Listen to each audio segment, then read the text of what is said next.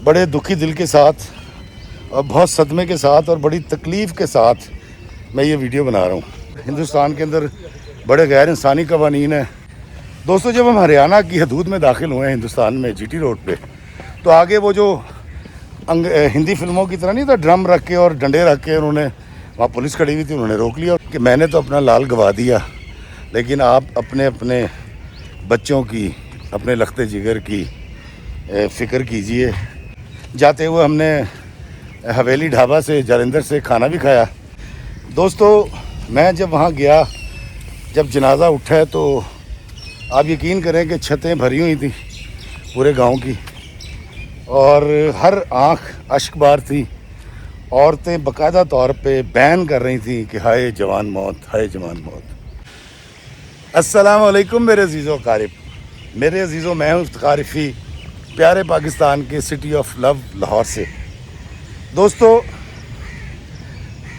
कल मैं एक तदफीन में गया था। रायवन रोड के करीब एक गांव है, वहाँ पर मेरा एक फ़ैन रहता है और ये नमाज जनाजा जो मैं पढ़ने गया था, ये थी उसके बड़े भाई की। उसका बड़ा भाई यूनिवर्सिटी में पढ़ता था और एक हादसे की सूरत में उसकी डेथ हो गई थी। अब वाक़या यूँ है कि यूनिवर्सिटी से ये 3 दोस्त निकले हैं और विदाउट हेलमेट एक बाइक के ऊपर 3 लोग बैठे हुए थे और ये कहीं रायमंड रोड के ऊपर या उसके मुज़ाफ़ात में कहीं वन वे काट रहे थे और सामने से गाड़ी आ रही थी, उससे टक्कर हुई है, ये उसकी जद में आ गए और दोनों जो बाकी दोस्त हैं वो हॉस्पिटलाइज हैं और उनकी तबीयत ठीक, मतलब बेहतर हालत नहीं है, गैर हालत है और आईसीयू में है।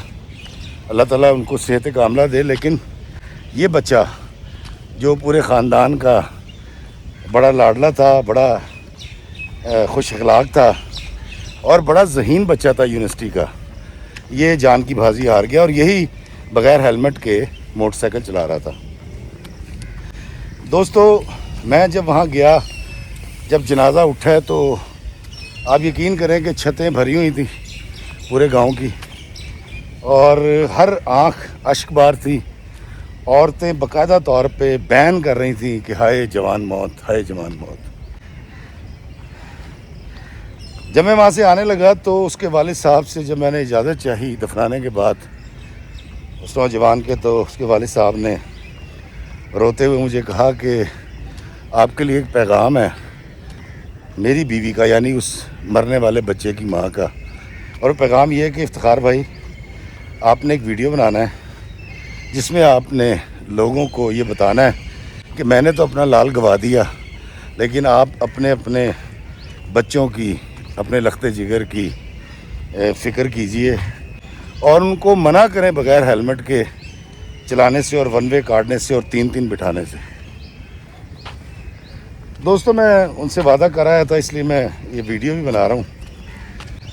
लेकिन आप यकीन कीजिए कि बड़े दुखी दिल के साथ और बहुत सदमे के साथ और बड़ी तकलीफ़ के साथ मैं ये वीडियो बना रहा हूँ। दोस्तों, मेरे बहुत सारे सर्जन दोस्त हैं, वो कहते हैं कि यार हमारे पास जब बग़ैर हेलमेट के हुआ हुआ एक्सीडेंट आता है तो वो मजरूब, वो ज़ख्मी ज़िंदा होता है, नौजवान या मर्द, और वो कह रहा होता है डॉक्टर साहब मैंने बचा लो। लेकिन इफ्तिखार भाई, कोई ऐसी टेक्निक नहीं है जो स्कल टूटा हुआ होता है हम उसको जोड़ सकें और अल्टीमेटली दिमाग सॉइल करता है और फिर वो जानबर नहीं होता। तो खुदारा आप लोगों को ये बताएं कि वन वे नहीं काटना, इशारा नहीं तोड़ना, 3 नहीं बिठाने, बग़ैर हेलमेट के मोटरसाइकिल नहीं चलानी। और ये इतना ज़रूरी है, मैं बड़ा हैरान होता हूँ कि जिस तरह देखें, हम जिस मुल्क में रहते हैं अगर उसके कानून को हम रिस्पेक्ट नहीं करेंगे तो कौन करेगा। मैं आपको एक वाक़या सुनाता हूँ। 2003 में उस्मान पीरज़ादा का जो रफ़ी पीर थिएटर ग्रुप है, उनके साथ मैं पहली बार अमृतसर और दिल्ली गया था थिएटर परफॉर्म करने। दोस्तों, हम यहाँ से पहले अमृतसर गए थे, हमने ऑन फुट बॉर्डर क्रॉस किया और बॉर्डर के उस तरफ बसें हमें लेने आई हुई थी जो हमें امرتسر لے گئی, قریب ہی ہے, اٹاری سے آگے امرتسر ہے. ہم وہاں 2-3 دن رہے, ہم نے پرفارم کیا.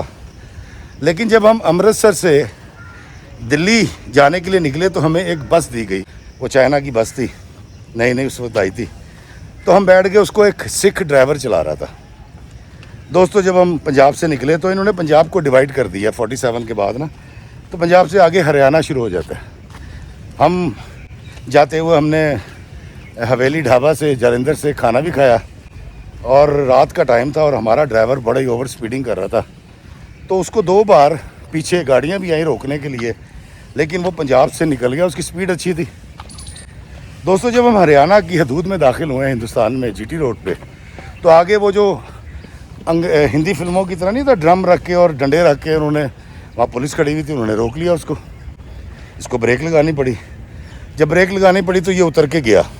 اس نے جا کے اس سے بات کی اور واپس آیا عثمان پیرزادہ کے پاس, اور ان سے کہنے لگا کہ عثمان صاحب مجھے نا پیسے چاہیے.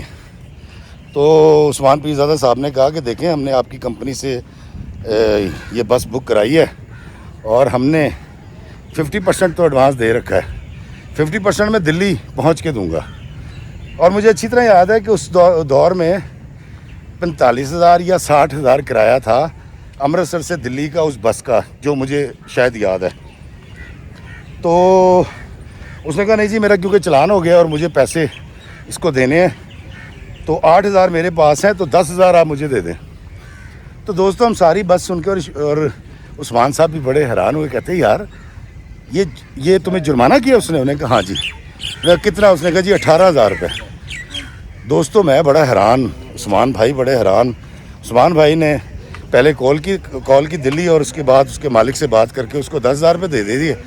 لیکن ہم حیران اس بات پہ ہوئے کہ اتنا زیادہ جرمانہ.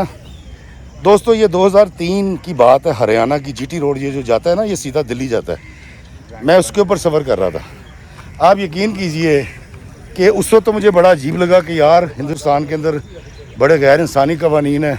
ایک بندے نے اوور سپیڈنگ کی ہے اور اس کا 18,000 روپے, مطلب 2003 میں 18,000 روپے کتنا جرمانہ ہوگا. لیکن آج جب میں تھوڑا اور بڑا ہو گیا, بلکہ بوڑھا ہو گیا, اور جب بلا وجہ انسانی جانیں جاتی میں دیکھتا ہوں, تو مجھے لگا کہ نہیں یہ بالکل ٹھیک ہے, اتنا ہی جرمانہ ہونا چاہیے. تو جب میں یورپ گیا تو یورپ میں مجھے پتہ لگا وہاں بھی اسی طرح کے بڑے بڑے جرمانے ہیں. اسی لیے وہاں جو پاکستانی رہتے ہیں یا انڈین اور بنگالی رہتے ہیں, وہ وہاں کے قوانین کی, وہاں کے روڈز کے قوانین کی, ٹریفک قوانین کی بڑی پاسداری کرتے ہیں. تو میں گزارش کروں گا حکومت پاکستان سے یا ٹریفک سے یا ان لوگوں سے جو قانون سازی کرتے ہیں کہ خدارہ ہمارے بچوں کی حفاظت کے لیے موٹر سائیکل پہ ہیلمٹ کے بغیر ون وے کاٹنے والے اور یہ جو اشارے توڑتے ہیں اور 3 بٹھاتے ہیں, کوئی بھی وائلیشن کرتے ہیں, ان کے اوپر بھاری جرمانے عائد کیے جائیں.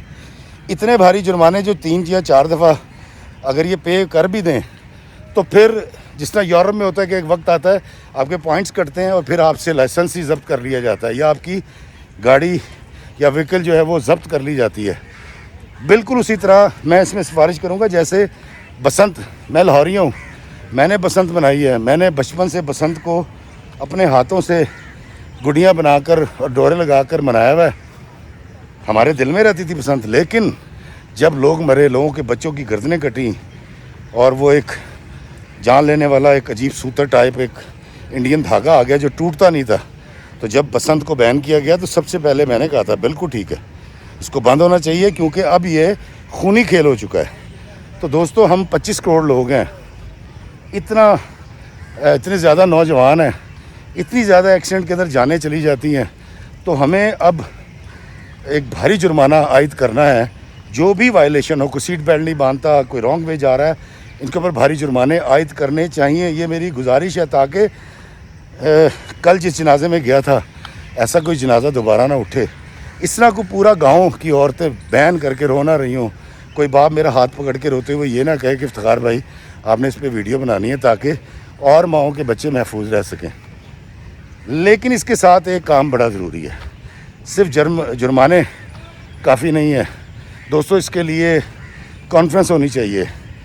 اس کے لیے جو پاکستان کے پڑھے لکھے بڑے لوگ ہیں ان کو چاہیے اس کے اوپر ڈبیٹس ہونی چاہیے, ٹی وی پروگرامز ہونی چاہیے, اس کے اوپر ڈرامے بننے چاہیے, اس کے اوپر فلم بننی چاہیے, تاکہ لوگوں کو یہ بھی پتہ لگے کہ قانون کے اوپر عمل کرنا کیوں ضروری ہے, تاکہ میرے قوم کے بچے محفوظ رہیں, ان کی ماؤں کو رودالی نہ کرنی پڑے, تھاڑے مار کے بیان کر کے رونا نہ پڑے, اور کسی افتخاری فی کو یہ پیغام نہ دینا پڑے کہ کاکا تم نے ایک ویڈیو بنانا ہے, اس میں تم نے بتانا ہے کہ لوگوں کے بچوں کو کہ یار قانون کی پاسداری کریں. اللہ تعالیٰ سب کے بچوں کو سلامت رکھے, اللہ آپ کے بچوں کو سلامت رکھے, اللہ ہمیں آسانیت عطا فرمائے اور آسانیت تقسیم کرنے کا شرف عطا فرمائے, آمین. السلام علیکم ورحمۃ اللہ وبرکاتہ.